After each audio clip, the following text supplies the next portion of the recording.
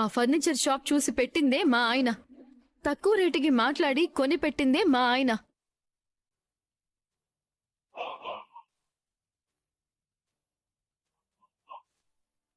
మావయ్య డబ్బులు 40 లక్షలు తీసుకుని ఆ షాప్లో పెట్టుబడి పెట్టారు. నిన్నగాక మొన్న 30 లక్షలు మింగారు.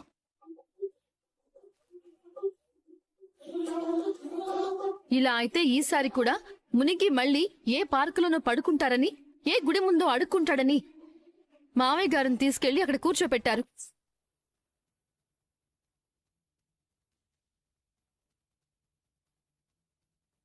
అప్పుడు డబ్బు జారిపోతున్నా మావయ్య గారు చూసుకుంటారు అన్న నమ్మకం. అది పక్కన పెట్టి మీ మొగుడు పెళ్ళాలు ఆయన మీద పడతారేంటి? అన్ని సమస్యలకు మీ హస్బెండే కారణం రోహిణి. ఇప్పుడు మీరు ముగ్గురి వాటా డబ్బులు 45 లక్షలు షాప్ మీద పెట్టుబడి పెట్టారు కదా. బాలు చిటిక వేసి మరీ ఆ సీట్లో తను కూర్చోగలడు. రవిని తీసుకెళ్లి కూర్చోపెట్టగలడు. మీరిద్దరూ ఆ షాప్ మీద చాలానే సంపాదించి ఖర్చు పెట్టారు కాబట్టి మీ వాటా పూర్తయిపోయిందని వీళ్ళిద్దరి షాప్ లాక్కోగలరు కూడా. కాని బాలు అలా చేయలేదు. గౌరవంగా ఇంటి యజమాన్ని తీసుకెళ్లి కూర్చోబెట్టాడు. నీకేం తెలుసని నువ్వు మాట్లాడుతున్నావు? మీకేం తెలీదని మీరింకా ఎక్కువ చేస్తున్నారు. మీరిలా చేయబట్టే మావయ్య కష్టార్జితాన్ని ఇతను ఎత్తుకుపోయాడు. మీరు నా చేత వంట చేయించి క్యారేజీలు కట్టించి పార్కులో పడుకో నాన్నా అని పంపించారు.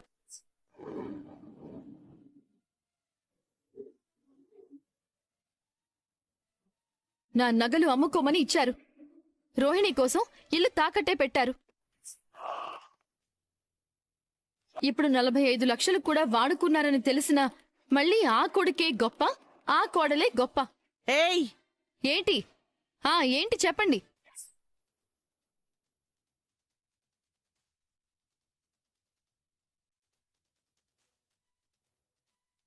మీరు చెడగొట్టి ఆయన్ని తయారు చేశారు. మీకు తోడు నేరాలు చేయించే పెళ్ళాం ఒకటి దొరికింది. మీనా, ఏంటి?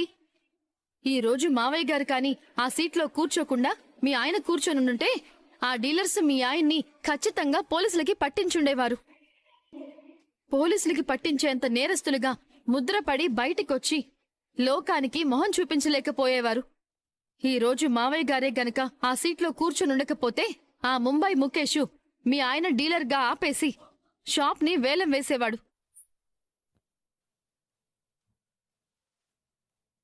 అర్థమైందా వదనా? అది మీ పొజిషన్. బాలు అనే తలుచుకుంటే ఆ షాప్లో మేమిద్దరమే కూర్చునేవాళ్ళం. మా వాటా డబ్బులతో షాప్ పెట్టి నువ్వు మీ ఆయన ఏసీ వేసుకుని కూర్చున్నారు. నేనేమో ఈ ఎండాకాలం వంటగది వేడిలో మగ్గిపోయేవాణ్ణి కాదు. బాలు రాత్రనక పగలనక ఎండలో కారు నడిపి కష్టపడేవాడు కాదు.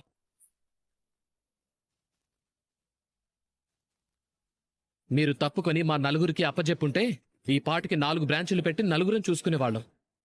విన్నావా మనోజ్? నువ్వు సరిగ్గా లేక డ్రైవర్లు వంట వాళ్ళు కూడా చెల్లరేగిపోతున్నారు. ఏమన్నావమ్మా? మళ్ళీ అనమ్మా. ఏమన్నావో ఒకసారి చెవులారా వినాలనుంది. ఇంకా నువ్వే మాట్లాడుతున్నావా అమ్మా? వాడు డ్రైవర్ గాని వీడు వంటవాడిగానే మిగిలిపోవడానికి ఎవరు కారణం? వాళ్ల వాటా కూడా మీరిద్దరే దోచుకోవడం కారణం కాదా? ఏమన్నావు? డ్రైవరు వంటవాడా? మరి నీ బ్రతికేంటి? దొంగ బ్రతుకా? మోసగత్తె బ్రతుకా? నీకు తండ్రి ఉంటాడు కాని కనపడడు.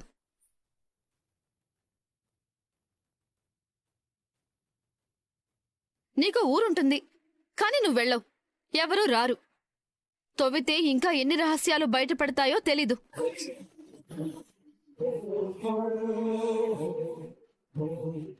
మీ ఆయన పార్కులో పడుకున్నప్పుడు, గుడి ముందు అడుక్కున్నప్పుడు నీకు తిండి పెట్టింది ఆ డ్రైవరే. ఏయ్ ఆపు. రోహిణి అన్న దాంట్లో తప్పే ఉంది.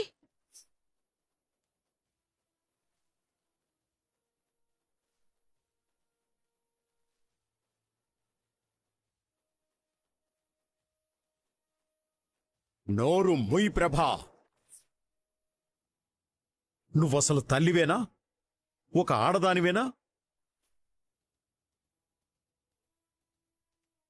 ఇంకా రోహిణి అన్న దాంట్లో తప్పే ఉందంటావా?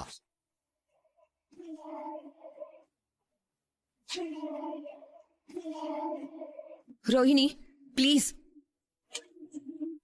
ఇవాల్టి నుంచి మీనా వండిన అన్నమే తినవా? మీ ఆయన తినేది తినకు ప్లీజ్. ఒరే బాలు, ఈ చవట వల్ల కాదు, వీణ్ణి చవటగా తయారు చేసిన మీ అమ్మ వల్ల కాదు.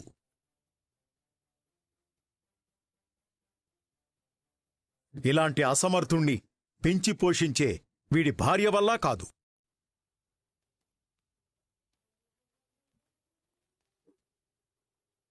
నువ్వు తలుచుకుంటే అవుతుంది. ఆ 30 లక్షలు తీసుకెళ్లిన వాణ్ణి ఎలాగైనా వెతికి పట్టుకోరా.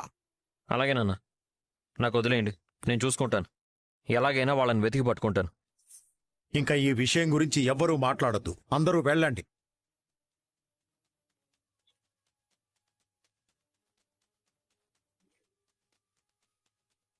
రే, సిగ్గులేదురా? ఇన్నిన్ని మాటలు పడుతున్నావు. ఇక నీ పెళ్ళని చెప్పినట్టు విన్నావంటే చంపేస్తాను. వెళ్ళ.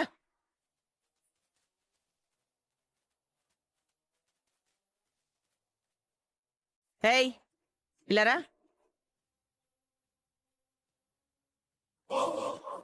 బాలుగాణ్ణి రెచ్చగొట్టి మా మీద ఉసుగొలిపి ఇవన్నీ చేయించింది నువ్వేనా? ఆ, అత్తయ్య ఒక్క మాట. ఏంటి? వాళ్ళు మింగిన 40 లక్షల్లో మీ వాటా ఎంత?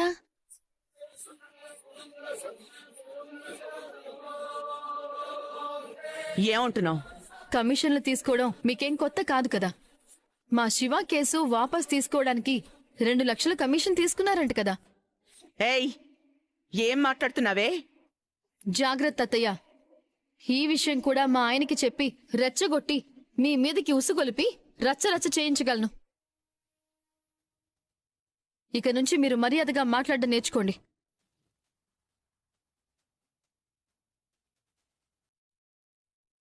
మీనా, మీనా, ఒకసారి నీ చెయ్యి లైవ్.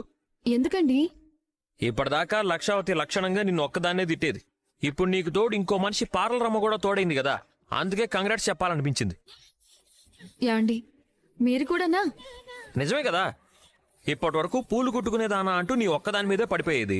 ఇప్పుడు పార్లర్ రమ్మ కూడా లిస్టులో చేరింది. అత్తయ్యకి కోపం త్వరగా వస్తుంది అంతే. అదేం కాదు, మా అమ్మకి కోపం రాదు. కోపమే మా అమ్మ దగ్గరికి వచ్చి ట్రైనింగ్ తీసుకుంటుంది.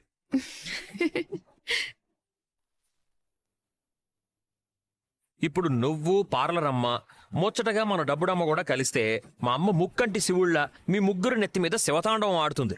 చాలే ఊరుకోండి. అత్తయ్య వింటే ఇంకో యుద్ధం మొదలవుతుంది. శృతిని మాత్రం మా అమ్మ ఎక్కువగా ఏం అనదులే. ఎందుకు? ఎందుకంటే ఆ డబ్బుడమ్మ ఊరుకోదు. చిన్న పెద్ద అత్త అమ్మ అన్న తేడా లేకుండా ఎవడైనా ఎదురు పడితే మాటలతో మడత పెట్టేస్తుంది. అదే నిజమే. అందుకే అమ్మ కూడా ఆ పిల్లతో పెట్టుకుంటే బీపీ టాబ్లెట్ డోస్ పెరుగుతుందని నీరసం వచ్చిన దానిలాగా దూరం దూరంగా ఉంటుంది. మీరెవరిని వదలరా? ఈ మాత్రం హుషారుగా లేకపోతే ఈ ఇంట్లో బతకడం కష్టం. మీనా, మన ఇంట్లో అట్లు కన్నా తిట్లు ఫ్రీగా ఎక్కువ దొరుకుతాయి.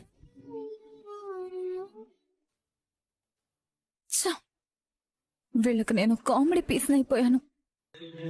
ఈ ముగ్గురు ఒక్కటైపోతే నా పనైపోతుంది. దేవుడా, మీ అన్నయ్యని మోసం చేసిన వాడి గురించి ఏమైనా తెలిసిందా? నేను ఎంక్వైరీ చేయకుండా ఉంటానా? వాడి గురించి బాగానే అవుతున్నాను. వాడింటికి ఒక టీవీ యాక్టర్ వచ్చిపోతున్నాడంట కదా, ఆ ఇంటి అడ్రస్ కూడా దొరికింది. అవునా? అయితే వెంటనే వెళ్ళి అడగండి. నేను వెళ్తే వాళ్ళు నోరు తెరవరు. నువ్వే వెళ్ళాలి. నేనా? నేనెందుకు? ఏమీ లేదు, నువ్వు పూలమ్మే అమ్మాయిలా వెళ్ళు. రోజు పూలిస్తానండి అంటూ పరిచయం పెంచుకో. అలా మెల్లగా ఆ ఇంట్లో పరిస్థితి అంతా అబ్జర్వ్ చెయ్యి. తర్వాత? ముందు ఈ పని మొదలుపెట్టు. అక్కడ ఏం జరుగుతుందో నాకు చెప్తే తర్వాత నేను ప్లాన్ చేస్తాను. ఇది కాస్త కష్టంగానే అనిపిస్తుందండి. నువ్వు కాకపోతే ఇంకెవరు చేయలేరు మీనా. నేను వెళ్తే వాళ్ళు అలర్ట్ అయిపోతారు. తెలియని వాళ్ళతో ఎవరు అన్ని విషయాలు చెప్పరు కదా. ఆలస్యం అయితే మన డబ్బులు తీసుకున్నవాడు పారిపోతాడు. వాళ్ళకి ఏదైనా కనెక్షన్ ఉండొచ్చు. దొంగని పట్టుకోవాలంటే కొన్నిసార్లు నీడలా వెనకాల నడవాలి. నాకు భయంగా ఉందండి. నేనున్నాను కదా, నువ్వు కేవలం చూసి చెప్పు చాలు. ఉమ్, నేను వెళ్ళి ఏం జరుగుతుందో చూస్తాను. ఉమ్, ఈ టైంలో వాకింగ్ చేస్తే హెల్త్ కి మంచిదని ఎవరైనా చెప్పారా? ఈ స్ట్రెస్ కి ఉన్న హెల్త్ కూడా పాడైపోయేలా ఉంది. ఆ ముంబై అతని ముందు నా పరువు అంతా పోయింది. ఇప్పుడు నేను వాళ్ళకి ఫోన్ చేసినా నా ఫోన్ కూడా లిఫ్ట్ చేయట్లేదు. షోరూంలో అందరి ముందు వేస్ట్ ఫెలోలా నిలబడాల్సి వచ్చింది. షోరూంలోనూ ఇంట్లోనూ 2 చోట్ల ఇప్పుడు మనకి పోయిన మర్యాద మళ్ళీ తెచ్చుకోవాలి అంటే ఒక్కటే దారి. ఏంటది?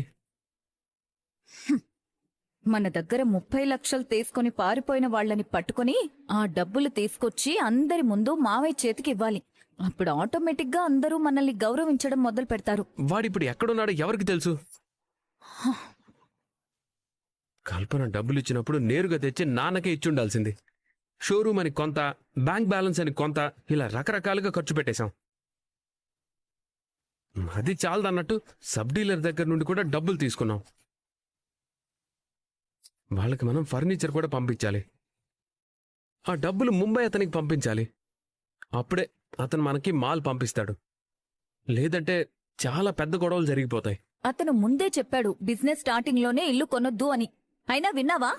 నేనొక్కడినే ఆశపడ్డానా? నువ్వు కూడా ఆశపడ్డావు కదా. నువ్వు వద్దు అని ఒక్క మాట చెప్పుంటే నేను అసలు ఆ ఇల్లే కొనేవాడిని కాదు. ఏంటి ఇప్పుడు ఇది కూడా నా తప్పే అనంటావా?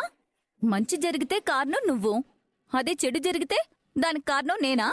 హ, నువ్వు ఇన్స్టెంట్ జడ్జ్మెంట్లు ఇచ్చేస్తూ ఉంటావు మనోజ్. అంతేలే, నాకు జరగాల్సిందేలే.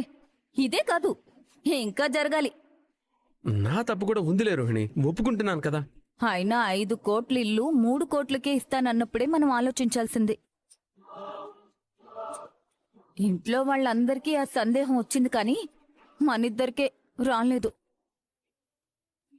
మనకి సలహాలు చెప్పడానికి వచ్చిన వాళ్ళని అసూయ పడుతున్నారని నోటుకొచ్చినట్టు మాట్లాడాం. అప్పుడే మీనా వెళ్ళేటప్పుడు శకునం బాగోలేదని చెప్పింది. తన మాటను కూడా అసూయని తోసిపారేశాం. ఓహో, అయితే ఇప్పుడు తన మాట వింటావు గాని నా మాట అయితే వినవా? నా ఉద్దేశం అది కాదు రోహిణి. తను అలా అన్నప్పుడే నాకు అనుమానం వచ్చింది. కానీ నువ్వు తన అసూయతో చెప్తుందని అన్నావు కదా, అందుకే నేను ఇంకేం ఆలోచించకుండా వాడికి అడ్వాన్స్ ఇచ్చేశాను. నేనలా అన్నానే కాని ఇలా జరుగుతుందని అనుకోలేదు కదా. అలా అని మీనాకి మన మీద అసూయ లేదని కాదు. మనం ఎదుగుతున్నామని తను ఖచ్చితంగా అసూయ పడుతుంది. అందులో ఏ డౌటు లేదు. సరే రోహిణి, జరిగిపోయింది ఏదో జరిగిపోయింది, వదిలే. నెక్స్ట్ ఏంటి? నువ్వంత ఈజీగా ఎంత పెద్ద సమస్య అయినా అలా ఎలా వదిలేయగలవు మనోజ్? వరదలొచ్చి జనాలంతా కొట్టుకుపోతుంటే పడవలో ప్రశాంతంగా ఒడ్డుకి చేరే రకం నువ్వు. మరిప్పుడు ఏం చేయాలి చెప్పు? చేసేదేమీ లేదు. ఆ డబ్బులు తీసుకెళ్లిన వాళ్ళని వెతికి పట్టుకోవాలి. వాళ్ళు ఎక్కడున్నారో తెలియకే కదా మనం పోలీస్ కంప్లైంట్ ఇచ్చాం. కంప్లైంట్ ఇచ్చాం కదా అని మనం సైలెంట్గా ఉంటే ఎలా? ఆ డబ్బులు మన చేతికొస్తేనే మనకి దక్కాల్సిన గౌరవం దక్కుతుంది. అలా నా డబ్బుల కోసం ఎదురు చూస్తూ కూర్చుంటావా? మీ నాన్నను ఒకసారి అడిగి చూడొచ్చు కదా. ఏంటి మనోజ్, ఎప్పుడు చూసినా మా నాన్న మా నాన్న మా నాన్న అంటూ ఉంటావు? ఆయన పరిస్థితే బావుంటే మనం ఇలా ఎందుకుండేవాళ్ళం? చెప్తే అర్థం చేసుకోవు. బాధల్లో ఉన్న వాళ్ళని మళ్ళీ మళ్ళీ బాధ పెట్టకూడదు మనోజ్. 4 రోజులు ఆలస్యమైనా పర్లేదు. మనం ఎక్కడ పోగొట్టుకున్నామో అక్కడే వెతుకుదాం. అప్పుడే మన మీద మనకి నమ్మకం వస్తుంది. నలుగురు మనల్ని అప్రిషియేట్ చేస్తారు. అర్థమవుతుందా? సరే, చూద్దాం.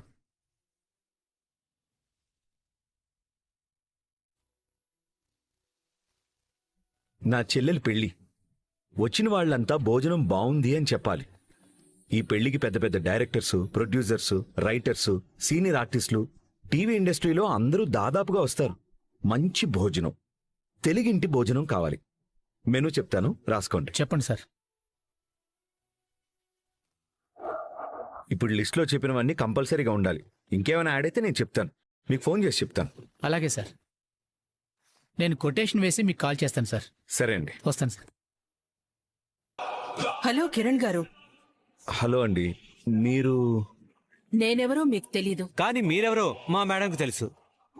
నేను మీ సీరియల్స్ అన్ని చూస్తాను. అవునా, థ్యాంక్ యూ. కూర్చోండి. చెప్పండి. ఏదైనా పని మీద వచ్చారా? నా పేరు చింతామణి. మ్మ్. ఈ సిటీలోనే కాదు, ఈ డిస్టిక్ లోనే మా మేడం ఫ్లవర్ డెకరేషన్ కి చాలా ఫేమస్. ఆహా. మీ ఇంట్లో పెళ్ళుందని తెలిసింది. అవును, నా చెల్లెలు పెళ్ళుంది. ఈ ఊళ్ళో ఏ ఫంక్షన్ హాల్లో అడిగినా, ఏ బ్యాంకెట్ హాల్లో అడిగినా డెకరేషన్ కి నా పేరే సజెస్ట్ చేస్తారు. ఓసారి కొన్ని మోడల్స్ చూడండి. మ్మ్.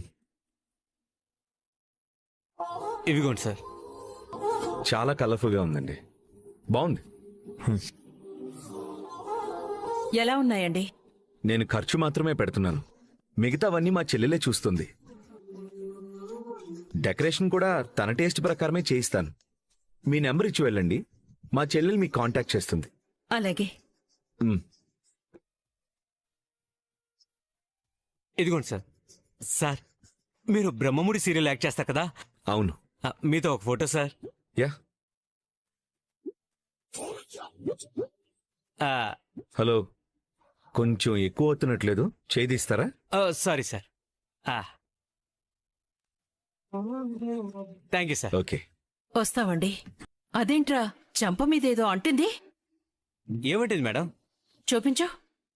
అబ్బా మేడం! Dirty fellow. నేనెక్కడికైనా వెళ్తే అవతలి వాళ్ళు ఎంత గొప్ప వాళ్ళైనా నేనే గొప్ప అని ఫీల్ అయ్యేలా ప్రవర్తించాలి. పనోడివి నా లెవెల్ తగ్గేలా చేస్తావా? చంపేస్తాను. మీకు పోటీ వచ్చేలా ఉంది మేడం. ఇదా మొగ్గలోనే తుంచి పడేయను.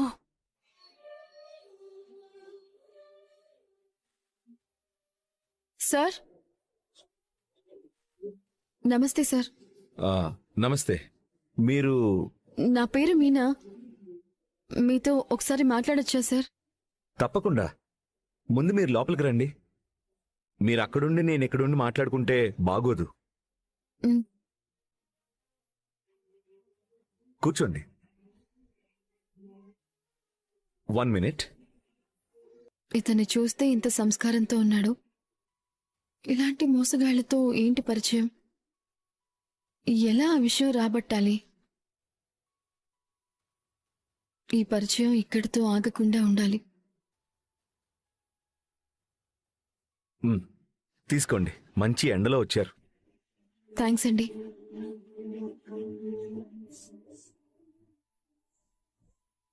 ఇప్పుడు చెప్పండి. నా పేరు మీనా. నేను పూలల్ని లేదా మాలలు కట్టి లేదంటే పూలమాలలు డోర్ డెలివరీ చేస్తుంటాను. I see. మీ ఇంట్లో పూజలు ఎక్కువ చేస్తూ ఉంటారని మా వారు రీల్స్లో చూసి చెప్పారు. మీకెప్పుడు పూలు కావాలన్నా ఫోన్ చేస్తే తెచ్చి పెడుతూ ఉంటాను. అలాగే అండి. రోజు ఫ్రెష్ పూల కోసం చాలా దూరం వెళ్లాల్సి వస్తుంది. మీరే తెచ్చిస్తానంటే ఇంక అంతకంటే కావాల్సిందే ఉందండి. అలాగే తీసుకురండి. చాలా థ్యాంక్స్ సార్. ఇదిగోండి, మీకేం పూలు కావాలన్నా దొరుకుతాయి. శుక్రవారం పూట తామర పూలు కూడా దొరుకుతాయి. మీరెలా కావాలో ఫోన్లో ముందే సాయంత్రం చెప్తే చాలు. సరే, ఓకే. వెళ్ళొస్తాను సార్. హేయ్, నిన్నే. నన్నా? నిన్నే. నాకో పేరుంది. నా పేరు మీనా. ఏం కావాలి? ఈ ఇంట్లో పెళ్లి జరుగుతుందని నీకు ఇన్ఫర్మేషన్ వచ్చిందా? అర్థం కాలేదు. నటించకు.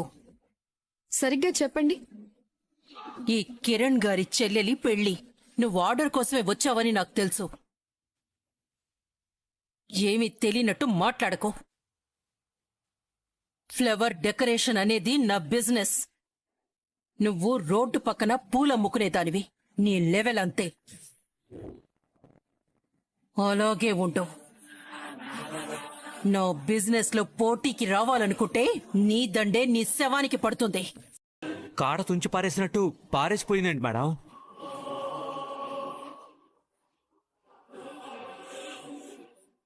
నేను రోజు పూజకు కావాల్సిన పూలు సప్లై చేయడానికే వచ్చాను. కానీ ఇంట్లో పెళ్ళుందన్న సమాచారం తమరే ఇచ్చారు. లోపలికి వెళ్ళి ఆర్డర్ అడిగాను. తొందరలోనే నీకో నాకో తేలుతుంది. ఏదేమైనా థ్యాంక్స్. ఇలాగే నాకు పెళ్లిళ్ళు ఫంక్షన్ల సమాచారం ఇస్తే కమిషన్ ఇస్తాను. ఏంట్రా నువ్వు చేసే పనేంటి? పని లేకపోతే ఏం చేయాలి? రెగ్యులర్గా వచ్చే ట్రిప్స్కి ఏమైంది? ఎందుకో ఎవరు బయటికి రావట్లేదురా. నాకు అంతేరా. నా పరిస్థితి అంతే. టాక్సీ స్టాండ్కి రాకుండా ఇంట్లోనే ఉంటే పెళ్ళం కూరగాయలు కొయ్యి, చెట్లకి నీళ్లు పొయ్యి, బట్టలారెయ్యి, మా బుడ్డదాని పుస్తకాలకి అట్లయ్యని ఎన్ని పనులు చెప్తుందో తెలుసా? రేయ్, నువ్వు బయటకు వచ్చి సెల్ ఫోన్లో గేమ్లు ఆడుకుంటూ ఉంటే మీ ఆవిడొక్కతే ఇంటి దగ్గరుండి ఎన్ని పనులతో పాటు వంట, వార్పు, ఓడవడం, తోడవడం, తోమడం, కడగడం ఇలాంటి పనులన్నీ చేస్తూనే ఉంటుందా? ఇంకా చాలా పనులు చేస్తారు. మనం ఒక్క డ్రైవింగే చేస్తాం. కడుపు నిండే తిండి పెడతాం. కిక్కెక్కేదాకా తాగుతాం. నిజమేరా, ఎన్ని పనులు చేస్తారో. రేయ్, మనం ట్రిప్పులు లేక గేమ్స్ ఆడుతుంటే కష్టంరా. ఆ టైంలో ఇంకేదైనా చెయ్యాలి. ఏం చేస్తాం? అపార్ట్మెంట్లో కార్లు కడిగే పని తప్ప మనకి ఇంకేం వస్తాయి? అపార్ట్మెంట్స్లో వాచ్మెన్లు చేసే పనులు కూడా మనమే చేసి వాళ్ళ పొట్ట కొట్టడం ఎందుకు? మరేం చేద్దాంరా? మనకు వచ్చిన పనే చేద్దాం. డ్రైవింగా? అదే. ఆ డబ్బులు రాకే సైడ్ ఇన్కమ్ కావాలనుకుంటున్నాం కదా. డ్రైవింగ్ అంటే డ్రైవింగే కాదు, డ్రైవింగ్ స్కూల్ పెడదాం. ఏమైందిరా? ఇది మన బతుకుల్లో రాబోయే గొప్ప మార్కుకు పునాది పడ్డ రోజులు అనిపిస్తుందిరా. ఇది ఆలోచన మాత్రమేరా, ఆచరణ అద్భుతంగా ఉంటుందిరా. ఉదయం సాయంత్రం నేర్పిస్తే చాలు. రే, ఒక ఫ్రెండ్ డ్రైవింగ్ స్కూల్ మూసేస్తానంటున్నాడు. కార్లు అమ్మకంలో ఉన్నాయి, అడిగి తెలుసుకుందాం. ఆఫీస్ సెటప్ కావాలి, అడ్మిషన్లు బుక్ చేయడానికి ఒకళ్ళు ఉండాలి. ముందు ఆలు రానివ్వు, ఆ తర్వాత చూలు గురించి ఆలోచిద్దాం. మీ ఆలు వస్తుందిరా బాలు. నా ఆలునా? అటు చూడు, మంచి విషయం మాట్లాడుతుంటే మా చెల్లొచ్చింది. ఏంటన్నయ్యా? Driving school పెట్టాలనుకుంటున్నాం. శుభం. అదేంటి అంత టక్కున ఒప్పేసుకున్నావు? మంచి ఆలోచన అనిపించడానికి ఒక క్షణం చాలు. మరే చెల్లెమ్మ కూడా మన ఆలోచన నచ్చిందిరా. మనస్ఫూర్తిగానే అంటున్నావా? నేను పూలమ్మడమే కాకుండా డెకరేషన్ కూడా స్టార్ట్ చేశాను. అలాగే మీరు కార్ నడపడమే కాకుండా నేర్పడం కూడా మొదలు పెడితే ఇలాగే జీవితంలో ఒక్కో మెట్టు పైకెదుగుతాం. లేదంటే ఉన్న చోటే ఎదుగు బదుగు లేకుండా ఉండిపోతాం. బాగా చెప్పావు మీనా. బాగానే చెప్పింది గాని అడ్రస్ అంటూ ఒకటి కావాలి కదా. మీ ఇంటి దగ్గర అయితే ఓకేనా? బయట బాగా దుమ్ముంది. దుమ్ముంటే ఏమవుతుందిరా? మా అమ్మ దుమ్మెత్తి పోస్తుంది. దమ్ముంటే అడిగి చూడు. నీకు లేని దమ్ము నాకెలా ఉంటుంది? మా అమ్మ దుమ్మావతిగా మారితే దుమ్మెత్తి పోస్తే దులుపుకోవడానికి ఏడాది పడుతుంది. అదైతే నిజమే అన్నయ్య, మా అత్తయ్య ఒప్పుకోరు. అదే మా మనోజ్ గారు అడిగితే ఒప్పుకుంటుంది. మా ఇంటి అడ్రస్ పెడదామా? వద్దు, ఎవరెవరో వస్తుంటారు. మీ ఇంట్లో పెళ్లి కావాల్సిన సుమతి ఉంటుంది. వద్దు. మరెలా? ఆలోచిద్దాం. ఇప్పుడే కదా ఒక ఆలోచన వచ్చింది. దాని సాధక బాధకాలన్నీ తర్వాత ఆలోచిద్దాం. ఇది తోసిపారేయాల్సిన ఆలోచన అయితే కాదండి. అవును, నువ్వు వెళ్ళిన పని ఏమైంది? లాభమైంది. పనైందా? ఇంకో పని అయింది. వెళ్ళిన పని కాలేదా? ఆయన టీవీ యాక్టర్ కదా, ఆయన ఇంట్లో చెల్లెలి పెళ్లి పెట్టుకున్నారు. కూర్చోపెట్టి అతనే స్వయంగా నీళ్లు తీసుకొచ్చి ఇచ్చారు. చాలా మంచివారు. మొదట్లో నన్ను పెద్ద రౌడీ అనుకున్నావు కదా? మొదట్లోనే కాదు. అంటే ఇప్పుడు కూడా రౌడీ అనే అనుకుంటున్నావా? ముందు విషయం చెప్పనివ్వండి. అతను వాళ్ళింట్లో పెళ్లి డెకరేషన్ కి పూలు ఆర్డర్ ఇస్తాను అన్నారు. ఆ ఇంటి ఓనర్ గురించి కనుక్కోలేదా? నేను అడగలేకపోయానండి, కుదరలేదు. దీన్ని ఇంత సింపుల్ గా వదిలేలేం కదా. ఈసారి ఇద్దరం కలిసి వెళ్దాం, సరేనా? సరే. వావ్, సూపర్ మామా, తిరిపోయింది.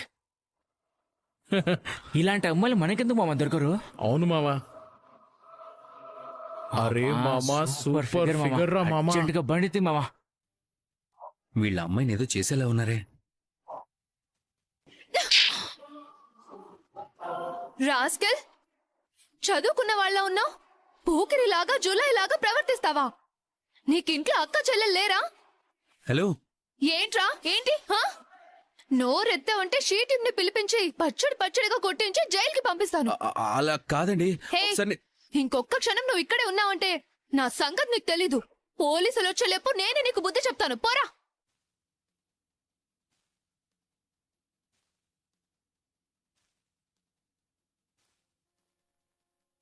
ఆ అబ్బాయిని ఎందుకు చెంపదెబ్బ కొట్టావమ్మా? వాణ్ణి చెంపదెబ్బ మాత్రమే కొట్టాను, చెప్పు దెబ్బ కూడా రుచి చూపించలేదని అడుగుతున్నారా? చాలేవమ్మా. నిన్ను ముట్టుకుంది ఒకరైతే నువ్వు కొట్టింది ఇంకొకరిని, తెలుసా నీకు? ఏంటి? వాడేగా నా పక్కనున్నది. ఎక్కడ పక్కనా? నీ నడుము తాకినోడు ఎప్పుడో అవతల పడ్డాడు. దరిద్రులు వాళ్ళ జులై వెధ ఉన్నారు. పాపం నువ్వు చెంప దెబ్బ కొట్టినా నోరు మూసుకొని వెళ్ళిపోయాడు. వేరే మగాడైతే నడి రోడ్డు మీద నీ పరువు తీసిపోయేవాడు. ఆ అబ్బాయి నిన్ను కాపాడ్డానికొచ్చి చెంప దెబ్బ తినిపోయాడు. అతనెవరో మీకు తెలుసా? అమాయకుడు, అంతవరకే తెలుసమ్మా. పొరపాటు చేశానే, సారీ అండి. నాకెందుకు సారీ? ఎప్పుడైనా ఎదురుపడితే ఆ అబ్బాయికి సారీ చెప్పు.